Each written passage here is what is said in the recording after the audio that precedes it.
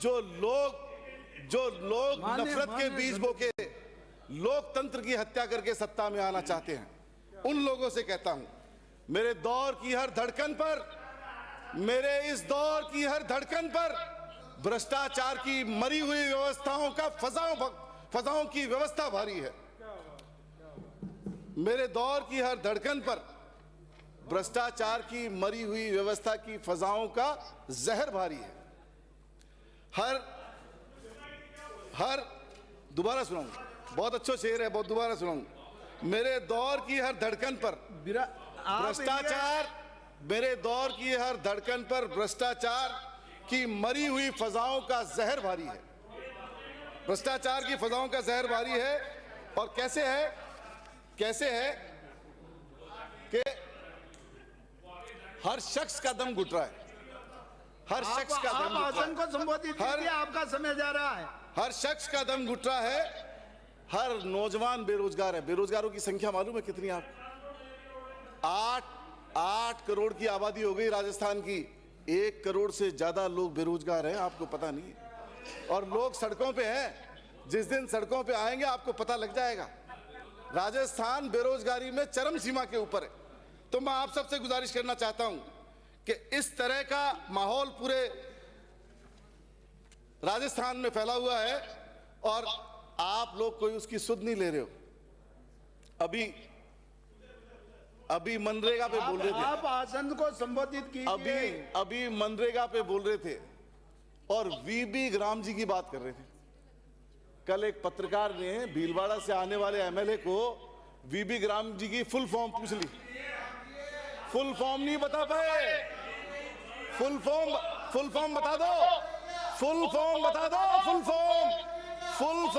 राम जी कहने में परेशानी होती है। विकसित भारत, अरे राम, आप बोले आसन विकसित भारत गारंटी फॉर रोजगार, आप विराजिए सदस्य। रोजगार आजीविका मिशन, गारंटी अंग्रेजी, रोजगार हिंदी, मिशन अंग्रेजी। अरे आपके पास शब्द नहीं थे तो कोई संस्कृत के शब्द ले लेते, उर्दू के ले लेते, यहाँ की मातृभाषा है हिंदुस्तान की, उसके लफ्ज ले लेते। और कह रहे हो राम जी से नफरत है, राम जी से नफरत है। भगवान श्री राम मर्यादा पुरुषोत्तम थे। आप राम जी की बात कर रहे हो। रामगंज में मेट्रो का स्टेशन बन रहा था। आपने रामगंज का राम जी का नाम था ना, इसलिए मेट्रो स्टेशन खत्म कर दिया। हमने अप्रूव किया था। बड़ी चौपट से मेट्रो का उद्घाटन किया हमने उद्घाटन किया और रामगंज में स्टेशन था। और आप सब लोगों ने मिलके कि रामगंज स्टेशन नहीं होना चाहिए, उसको आगे ट्रांसपोर्ट नगर ले जा रहे हो। क्यों ले जा रहे हो भाई? जब पूरी फिजिबिलिटी रिपोर्ट थी, सारा कुछ था, तो क्या किया आपने राम की बात करके राम जी के नाम से स्टेशन को हटा रहे हो। कितना अच्छा होता कि जयपुर की मेट्रो चलती और एक स्टेशन आता रामगंज। तो भगवान श्री राम के ऊपर था। भगवान श्री राम ने मर्यादा सिखाई।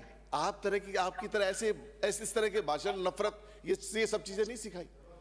नफरत के उसमें डूबे हुए लोग हो आप लोग, तो पूरे उसमें नफरत फैला रहे हो। तो मैं ये कहना चाह रहा हूं कि अभी भी सुध ले लो और अभी भी मेरी गुजारिश मान लो। अच्छा, अनो बहम मेरी लुगाई पूरी मुसलमान है, कोई दिक्कत वाली बात कोई नहीं। थाले बहम है, वो इशारा खटी और है, कहीं पे इशारा कहीं पे निगाह वाली बात हो रही है। मेरे में मत शक करो आप। तो और वैसे ये हिंदुस्तान है, यहाँ सब चीज जायज है। खैर, बहरहाल मैं ये कह रहा था, मैं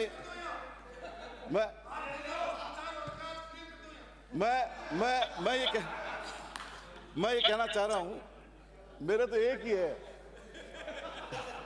मैं ये कहना चाह रहा हूं जी कि अभी भी सुधर जाओ आप, अभी भी मौका है। और उस रामगंज के स्टेशन को बहाल कर दो। मंत्री महोदय संज्ञान लो और रामगंज के स्टेशन को वापस बहाल कर दो। ये आने वाली जनरेशन माफ नहीं करेगी। दूसरी जगह से तो आपको राम का नाम बनाने के लिए अंग्रेजी शब्दों का सहारा लेना पड़ रहा है। यहाँ सीधा रामगंज स्टेशन है, सीधा रामगंज मेट्रो, उसको चालू करो। क्यों बंद कर रखा है उसको आपने? तो मैं ये आप सबको कहना चाहता हूँ। दूसरी एक बात और कहना चाहता हूँ। दूसरी बात ये कहना चाहता हूं कि अभी हमने खूब वाहवाही बटोरी कि साहब अमेरिका से सेटलमेंट हो गया और अमेरिका ने हमें टैरिफ माफ कर दिया, लेकिन टैरिफ किस चीज पे माफ किया पता सभापति महोदय? टैरिफ माफ करने के लिए इनको हिंदुस्तान के पूरे किसानों की कुर्बानी देनी पड़ी और उनके कृषि मंत्री का बयान आया है। और क्या है, कृषि मंत्री क्या कह रहे हैं कि हमारे अमेरिका के किसानों को फायदा होगा और अमेरिका में हम एक्सपोर्ट 0% भी कर पाएंगे, और अगर वो 0% भी एक्सपोर्ट कर पाएंगे तो हमारे सारे हिंदुस्तान के एग्रीकल्चरिस्ट का, किसानों का क्या होगा ये आप अंदाजा लगा सकते हो। तो वहां की फसलें 0 पे आएगी, हम फिर 18% देंगे उनको, और वहां की फसलें यहाँ 0 पे आएगी तो हमारे किसानों का दम घोट करके अगर ये कोई एग्रीमेंट करेंगे। और इसकी खबर कौन दे रहा है? अमेरिका दे रहा है। पार्लियामेंट चल रही है, पार्लियामेंट में खबर नहीं दे रहे हैं लोग, पार्लियामेंट में नहीं बता रहे हैं कि ये कॉम्प्रोमाइज इस तरीके से हो रहा है। तो मैं आपको और पूरे सदन को ये बात बता देना चाहता हूं। दूसरी बात मैं ये कहना चाहता हूं, राज्यपाल के अभिभाषण में आपने बहुत सारी बात करी और पूरा लवाजमा 192 करारों का आपने पढ़ दिया, अभिभाषण पढ़वा दिया, लेकिन एक बात भूल गए, ऋण की बात भूल गए। मैंने सभापति महोदय एक सवाल लगाया और पिछले साल लगाया कि राजस्थान में इस पिछले 1 साल में कितना ऋण लिया गया, तो आपको ताज्जुब होगा। पिछले 1 साल की बात बता रहा हूं, 24-25 की।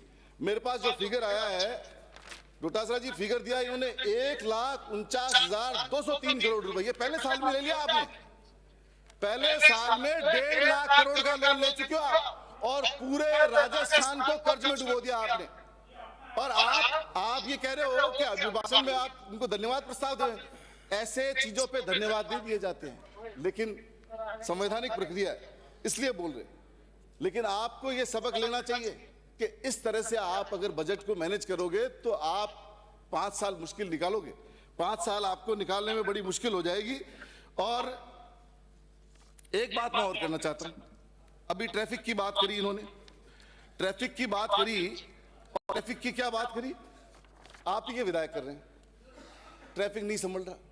और ट्रैफिक के नाम पे क्या किया इन्होंने, जयपुर कमिश्नरेट ने 20,000 ई रिक्शाओं को बैन कर दिया। क्यों बैन कर दिया भाई? जब मैंने पुलिस कमिश्नर से पूछा कि साहब आपने इनको क्यों बैन कर दिया, इनको क्यों हजारों रुपए चालान कर रहे हो, तो वो कह रहे हैं कि मोटर एक्ट में चालान कर सकते हैं हम ई रिक्शाओं का। तो खाली ई रिक्शा पे मोटर एक्ट लागू है क्या? जगवार मर्सिडीज पे ही मोटर एक्ट लागू नहीं है? उनको अगर 2 दिन भी बंद कर देते ना कि यहां से यहां तक जगवार नहीं जाएगी, मर्सिडीज नहीं जाएगी, तो सुबह पहले इनके ट्रांसफर हो जाते। तो गरीब आदमी पे जोर चला सकते हैं। और विरोधाभासी मंत्री जी यहां बैठे हैं, आपके एक सवाल के जवाब में आप मेरे को लिख रहे हो कि ई रिक्शा के अंदर जो शहर में अलाउ है, आपने संख्या दे दी, टोटल संख्या दे दी आपने 22,000 की संख्या तो आप अलाउ कर रहे हो, और वो कह रहे हैं हम 250 अलाउ करेंगे।